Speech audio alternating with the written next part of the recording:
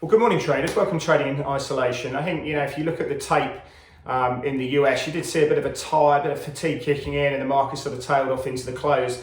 I think there are probably a lot of people looking to close and run a flat position as they went into a long weekend. Obviously, there's a lot of news coming through. Makes a bit of sense, probably quite prudent to do so.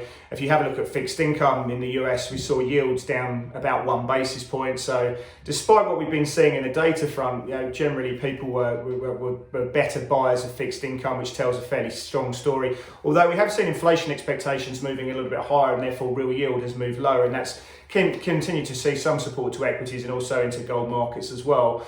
I think on the worrying side, it continues to be what we're seeing in the COVID-19 situation, specifically in the US. Dr. Fauci coming out and saying that the disease is mutating and has the ability to mutate, and therefore the spread becomes more rapid and far easier to do.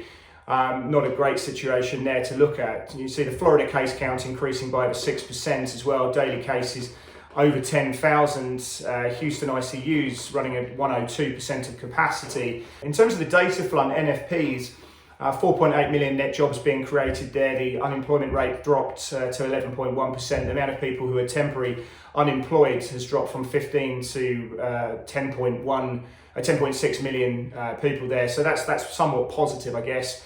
Continued claims still continue to be above 19 million if you look at the weekly jobless numbers there.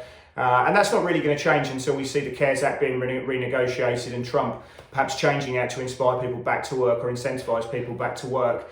We did see weekly claims down 55,000, and again, that's something to look at there. We've seen a better bid coming back into fixed income. Have a look at the dollar moves we've been seeing here.